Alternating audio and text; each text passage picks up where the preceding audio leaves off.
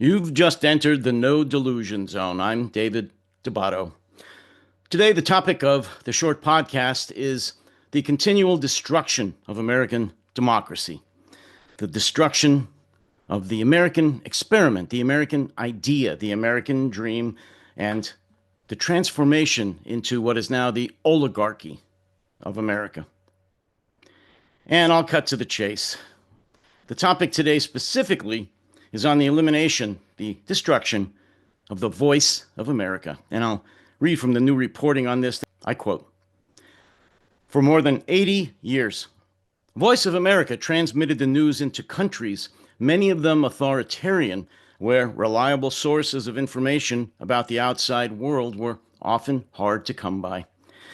Now those broadcasts, long viewed as an important part of U.S. efforts to promote democracy and transparency overseas, are flickering out. Hours after alleged President Trump signed an executive order on Friday calling for the dismantling of the federal agency that oversees Voice of America, hundreds of journalists, executives, and other employees at the organization's headquarters in Washington were informed that they were being put on paid leave. In other words, fired. Employees said they quickly lost their access to their work, email, and other communication programs. Much of Voice of America's content is produced in Washington and then transmitted to a network of affiliates worldwide.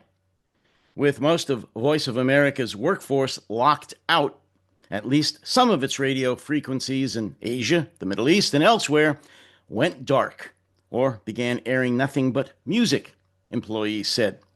In other cases, radio, television, and digital outlets that used Voice of America programming will remain online, but without contributions from the United States. Some of those employees said it will mount a vigorous defense of those employees. The Trump administration's efforts to shut down Voice of America are part of a broader campaign to weaken the news media. The White House, for example, has barred the Associated Press from covering certain events over its refusal to refer to the Gulf of Mexico as the Gulf of America. Mr. Trump and his allies have sued news outlets, and his allies have said they are eyeing more litigation. And in closing, the Voice of America began broadcasting in 1942, part of a federal effort during World War II to combat Nazi propaganda in Latin America and elsewhere. During the Cold War, its shortwave radio broadcasts behind the Iron Curtain were part of the U.S. government's campaign to counter communism and foster freedom, a very alien word to the Trump administration.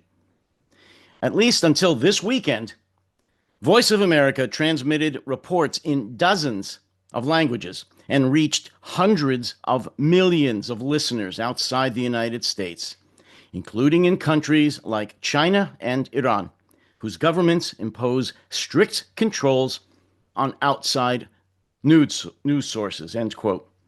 Strict control on news sources kind of sounds familiar as to what's going on right now in the oligarchy of America, doesn't it?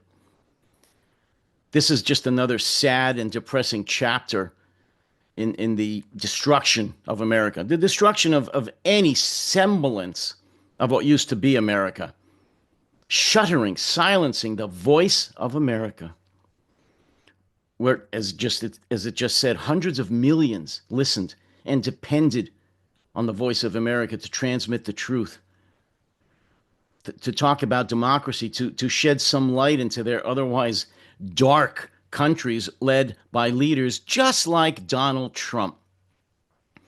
And now we are in such a country where our own media outlets, our own news sources are being shut down in an Orwellian nightmare.